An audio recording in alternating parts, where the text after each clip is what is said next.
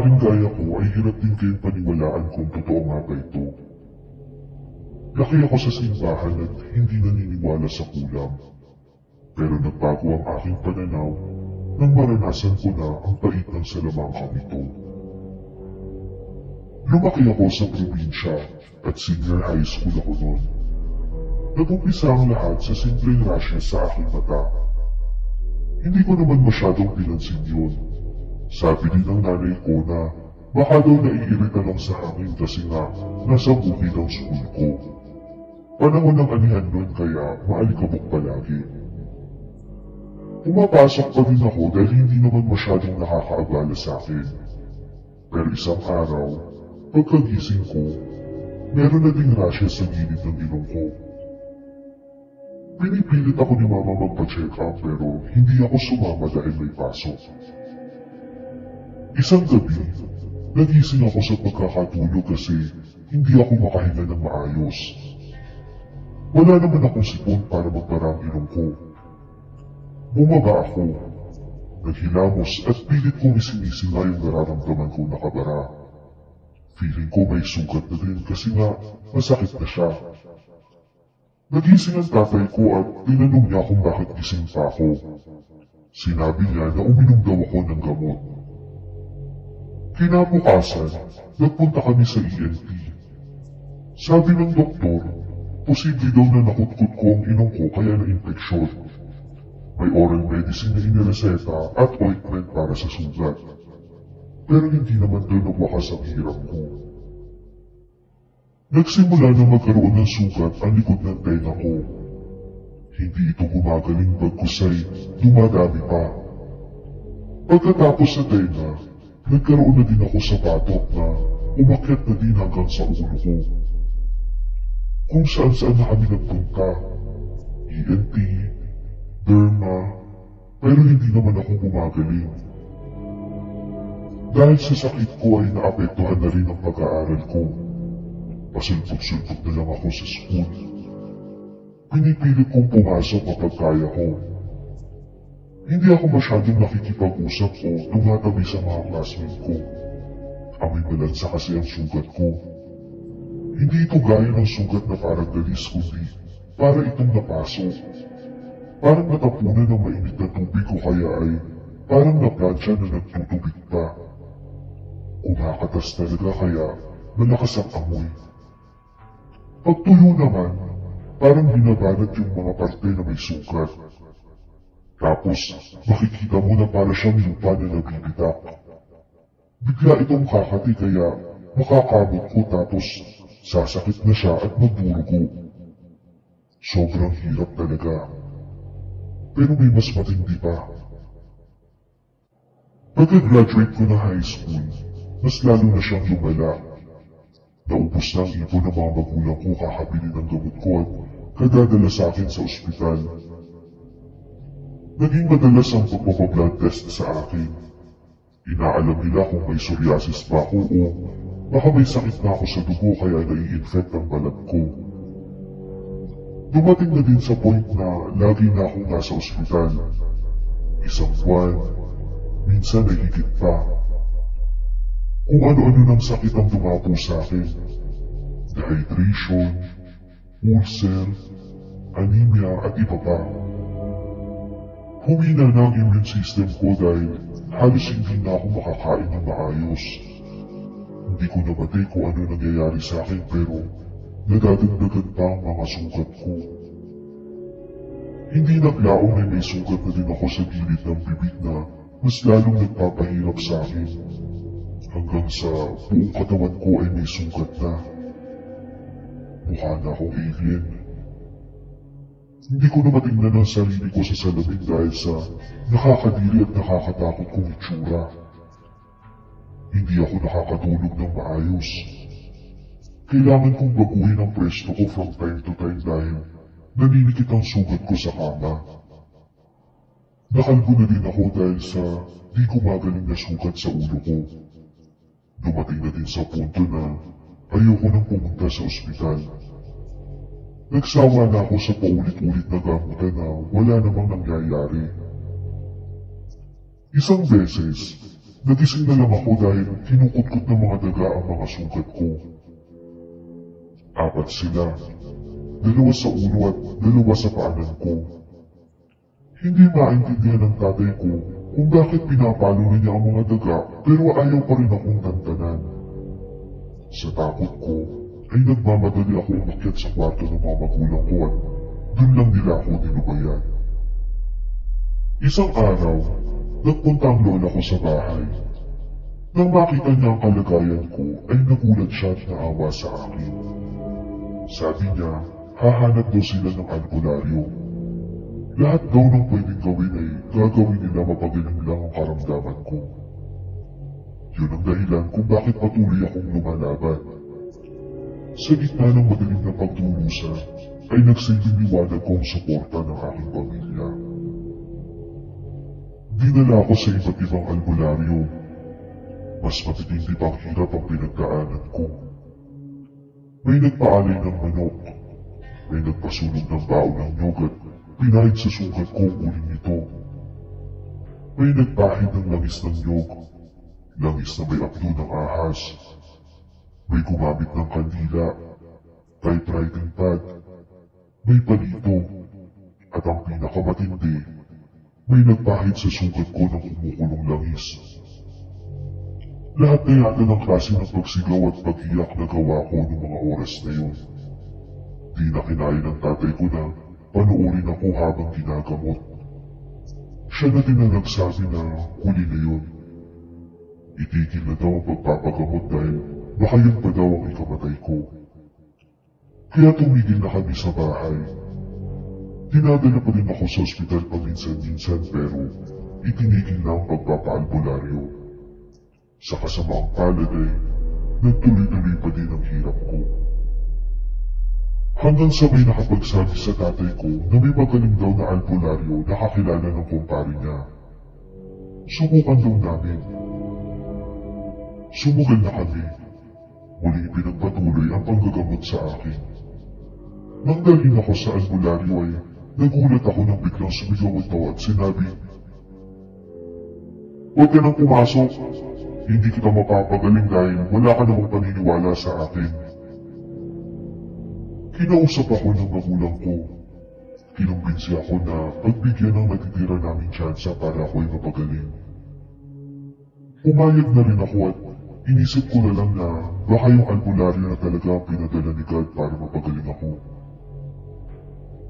Pumasok na kami at kinausap ako muli ng albularyo. "Ne, maniwala ka lang. Tutulungan tayo ng Diyos para gumaling ka. Sabayan mo lang ang dasal at tulungan mo din ang sarili mong gumaling." Pinahiran niya ako ng langis at paulit-ulit siyang nagdasal. Nang dalhin ako sa kanya ay halos hindi na ako makalakad. Pero pagkatapos ng mga orasyon, natanggal ang bigat ng katawan ko at nakalakad ako mag-isa pa uwi ng bahay. Praise God, yun na lang ang naisip ko.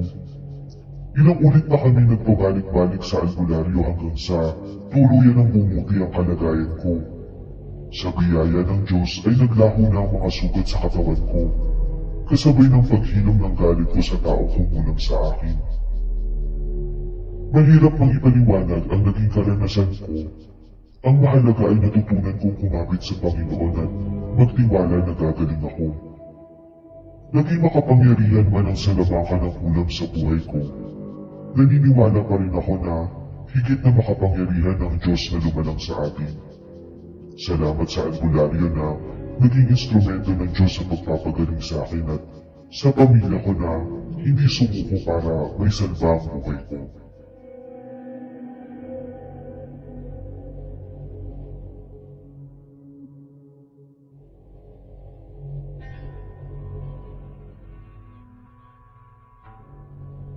Itong kwento ko ay batay sa totoong pangyayari.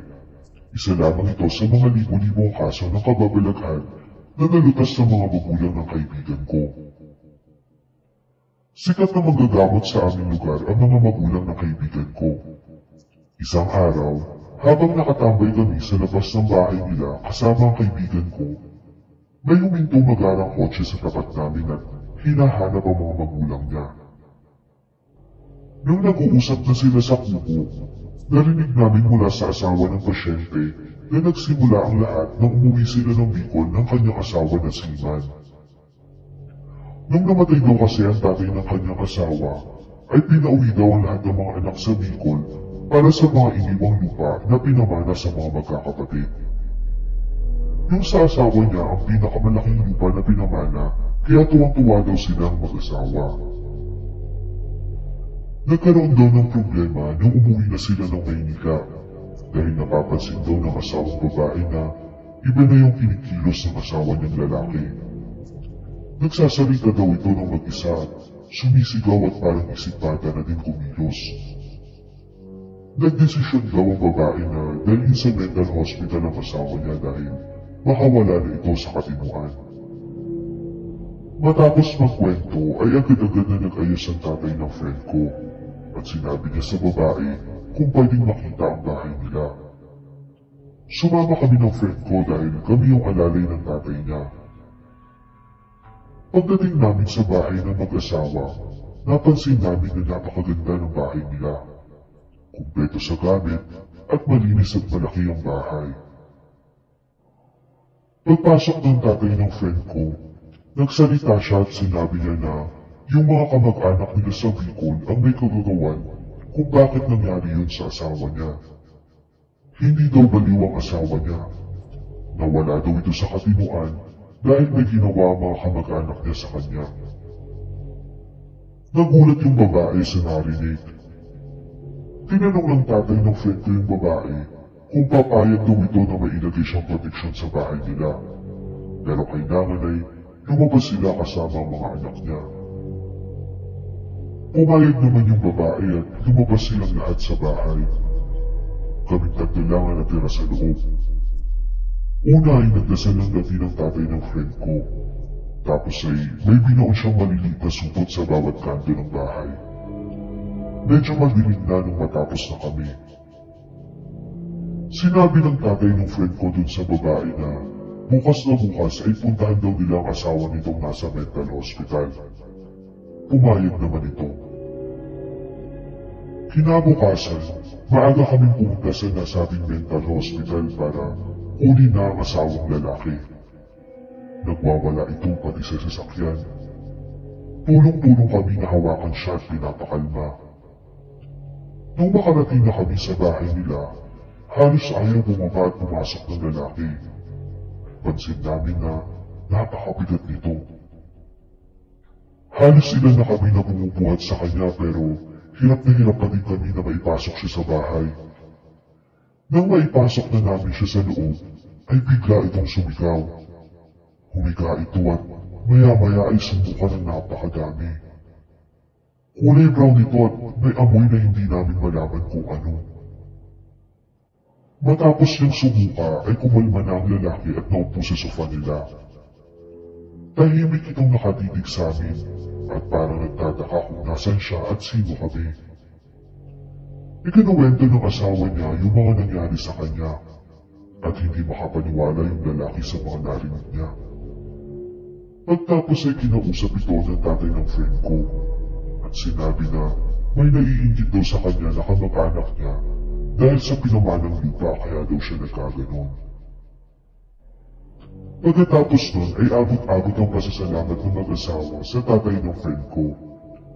Sinabi nito na hindi na daw sila magagawang guluhin ng gumawa nito sa kanila dahil sa proteksyon na ibinuon niya sa bahay ng mga ito.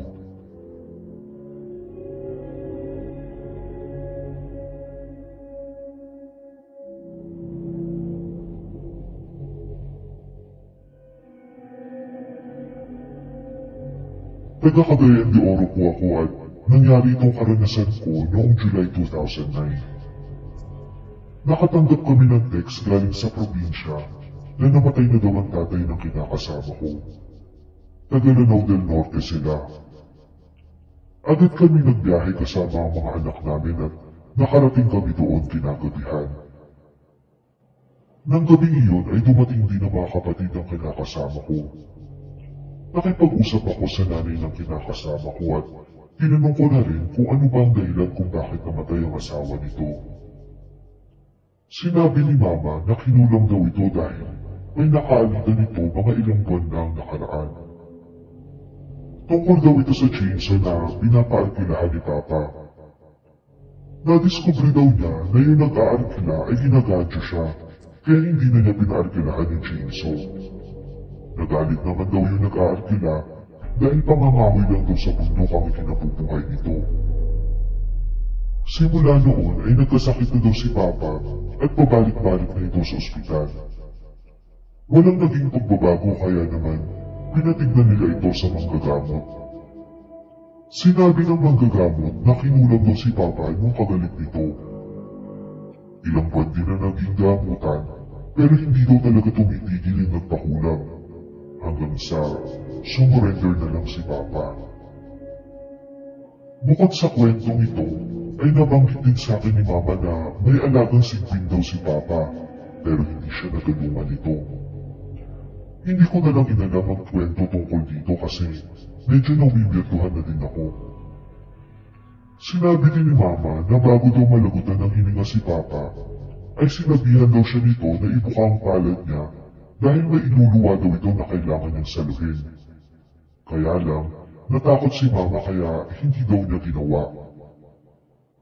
Isang linggo din yung puro ni Papa at nung huling gabi nito ay doon ako humiga sa kwarto kung saan siya namatay. Ewan ko ba pero parang may nagudyok sa akin na doon magpahinga. Ilang araw na din akong walang tulog kaya nagpahinga muna ako. Tulungan mo ko, anak. Nagpakita sa panaginip ko si Papa at humihingi siya ng tulong. Hindi ako natakot bagkus tinanong ko siya kung ano ba itutulong ko sa kanya. Iganti mo ko sa may gawa sa akin ito. Matapos nito ay sinabi niya sa akin kung paano makaganti sa mga labastangan na nagpakulam sa kanya. Nagising ako at medyo nakaramdam ng takot sa gustong ipagawa ni Papa. Hindi ako mapakali kinaumagahan. Parang paulit-ulit ko pa rin naririnig yung mga sinabi ni Papa sa panaginip ko. Tanghali na nang mailibing si Papa. Walking distance lang ang sementeryo sa bahay nila. Sa sementeryo, napansin namin ang isang lalaki sa may di kalayuan na nag-sign of the cross. Pagkatapos ay tinapik nito ang lupa. Alam namin na siya talagang nagpakulam kay Papa dahil siya yung sinasabi nilang nakaalitan nito. Matapos ng libing ay umuwi na kami sa bahay ng kinakasama ko. Wala akong pinagsabihan tungkol sa pinapagawa sa akin ni Papa. Alas 11 ng gabi nang magising ako dahil sa isang boses. Si Papa. Pinapalabas niya ako ng bahay. Kinuha ko yung yosi ko at lumabas ng bahay. Naupo ako sa labas habang nagyoyosi. Tinanong ko si Papa kung ano bang gagawin ko. Sinabi niya na sundan ko daw yung alaga niya na nasa itaas ng puno ng guyabano sa harap ng bahay nila. Pumunta ako kung saan naroon ang puno at pagtingala ko ay meron ako nakita. Hindi ko maintindihan kung aso ba to o kambing dahil napakalaki ng tenga nito at kulay dilaw ang mata. First time ko makakita ng ganong nilalang. Lumipat ito sa sumunod na puno at sinundan ko lamang ito. Napansin ko na patungo ito sa direksyon ng sementeryo. Sinundan ko lang ang nilalang hanggang sa makarating kami sa puntod ni Papa. Narinig ko muli ang boses ni Papa at sinabi nito na sabayan ko daw siya sa isang dasal. Sindihan ko din daw yung patay na kandila na nasa tuktok ng puntod niya. Pagkatapos ng dasal ay sinabi ni Papa na kumuha daw ako ng isang bulaklak mula sa nakapatong sa puntod niya at kumuha din daw ako ng 2 pang bulaklak galing sa mga nakapaligid na puntod. Nang hawak ko na ang mga bulaklak, ay sinabi nitong ipahid ko daw ito sa kanyang lapida at gumawa ng korteng krus. Matapos kong gawin yun, ay puntahan ko daw ang bahay na nagpakulam sa kanya. Dahil kapit-bahay lang nila yun, ay mabilis naman ako nakarating sa bahay nito. Iyong alaga ni Papa ay nakabantay pa rin mula sa taas ng puno. Nang nasa tapat na ako ng bahay ng kapitbahay nila, ay sinabi ni Papa na ipahid ko daw ang mga bulaklak sa pinto ng mga to sa Korting Cruz din. Lumabas na ako sa bakuran matapos nun at bumalik na sa bahay para matulog. Walang nakaalam sa ginawa ko ng gabing yun. Isang linggong nakaraan ay nalaman namin na nahulog sa puno ang isa sa mga anak ng nagpakulam kay Papa. Nakaligtas naman ito sa pagkabagok pero hindi na nakalabas ng ospital dahil nagkasakit daw ito ng malubha doon. Laging nagsusuka at nagtatae hanggang sa bumigay ito. Pero hindi pa doon natapos ang lahat. Dahil nalagasan ng kapamilya yung nagpakulam kay Papa, ay gumanti ulit ito at sa pagkakataon naman na ito, ay yung kinakasama ko naman ang pinunterya. March 2010 noon nang bigla na lang magising ang kinakasama ko dahil sa sakit ng tiyan. Akala namin noon ay may kabang kung may nakain ng siya pero umabot na ng isang linggo ay umiinda pa rin siya ng sakit. Nang tinignan ko ang tiyan niya ay nagulat ako. Hinipo ko ito at naramdaman kong napakatigas nito na para bang limbato sa loob. Sa tingin namin ay hindi na normal ang kalagayan niya kaya dinala namin ito sa manggagamot at na-confirm nga na hinulam ito ng kapitbahay nila. Dahil alam na namin kung sino ang may kagagawan ay kumilos na kaagad ako. Kinagabihan ay pumunta ako sa sementeryo para humingi ng tulong kay Papa. Sinama ko ang kapatid ng kinakasama ko at nasaksihan niya lahat ng pangyayari nung gabing yun. Natatakot siya nung una pero nang marinig na namin ang boses ni Papa ay naiyak na lamang ito. Sinabi ni Papa na may binaon daw yung nagpakulam doon sa sementeryo ng kabilang barangay. Tinanong ko kaagad kung paano ko mahahanap yung ibinaon at sinabi ni Papa na nasa ilalim daw ito ng malaking krus. Hindi daw malalim ang pagkakabaon dito kaya agad ko itong makikita. Pagkatapos noon ay dumating yung alagang silbi ni Papa. Nakita din ito ng anak niya. Umalis na kami sa sementeryo pero nakasunod pa din sa amin ang nilalang hanggang sa nakauwi kami ng ligtas sa bahay. Sinabi namin sa lahat kung anong sinabi ni Papa at medyo nagimbal sila sa kanilang narinig. Kinaumagahan, mahina na at lagi na umiiyak ang kinakasama ko kaya umalis na ako kasama ng kapatid nito para pumunta sa kabilang barangay.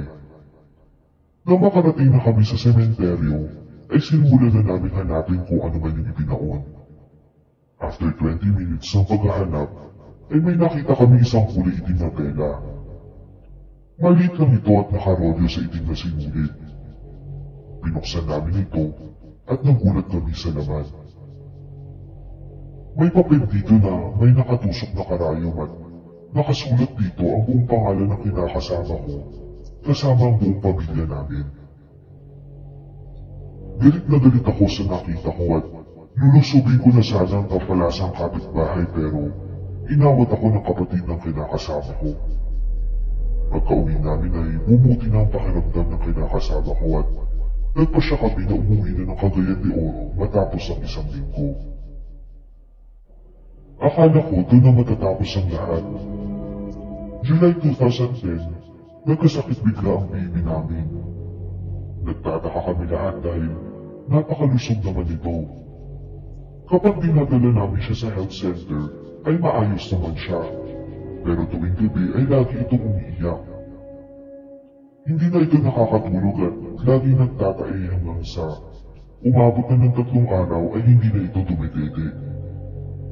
Isinugod na namin ito sa ospital pero naramdaman ko na nasa sasakyan pa lang ay binawian na ito ng buhay. 3 days lang namin binuro ng bata dahil hindi pa ito pwedeng maimbalsa mo. Huling gabi ng burol ni Bibi, nag-iinit ako ng tubig pang kape nang mapansin ko sa bintana yung alaga ni Papa na si Pin. Lumabas ako at narinig ko ang boses ni Papa. Sinabi nito na ang anak ko ang pinagdiriyan ng mga lapastangan nilang kapitbahay, kaya binawian ito ng buhay. Nagliliyab na ako sa galit nang marinig ko ang nanay ko na sumisigaw. Agad akong pumasok sa loob at nakita ko ang nanay ko na tinuturo ang kabaong ng anak ko. Pagkakita ko, ay laking gulat ko nang hindi ko na halos makita ang mukha ng anak ko dahil nababalot ito ng bula. Matapos ay naging insekto ito na may mga pakpak. Sinarado ko ang kabaong para wala nang ibang makakita. Napakuyom ako sa galit.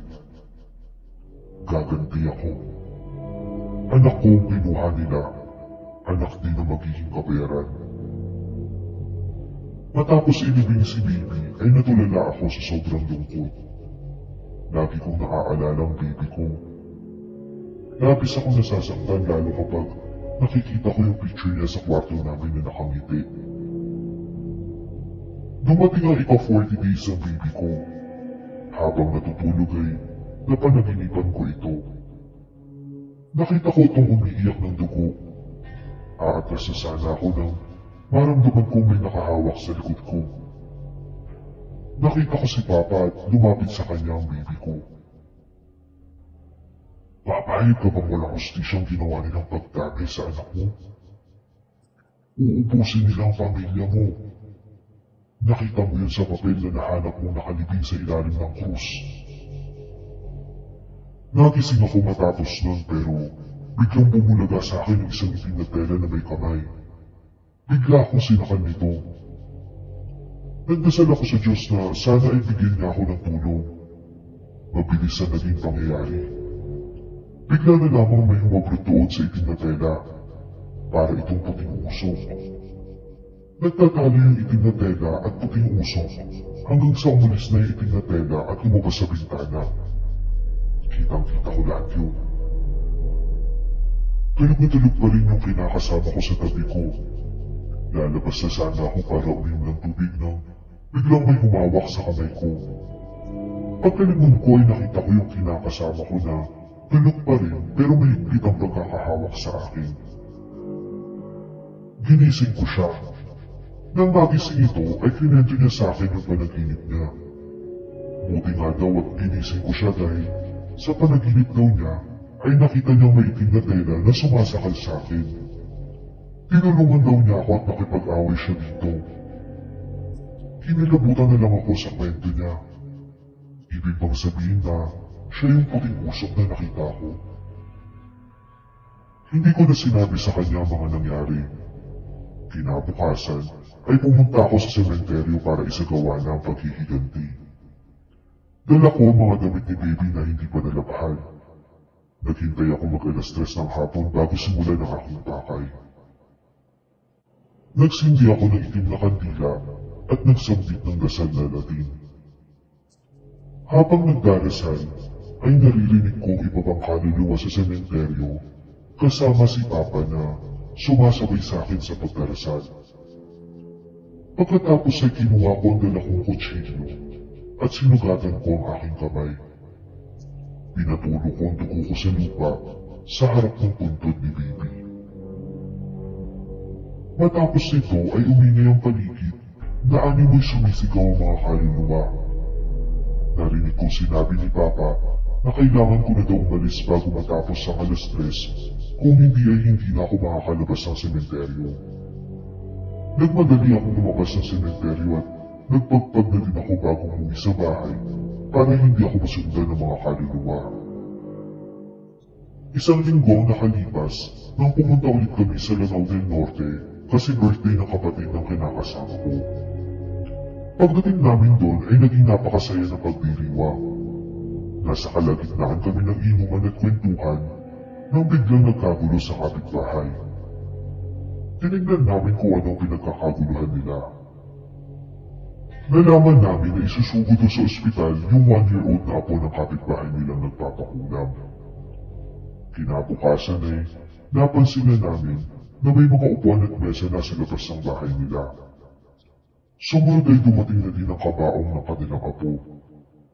Ito ang naging resulta sa pinagkakagawa nila. Mali man ang gumante, pero kapag buhay na ang nawala, ay gagawin mo pa rin ang lahat para sa iyong mga mahal sa buhay.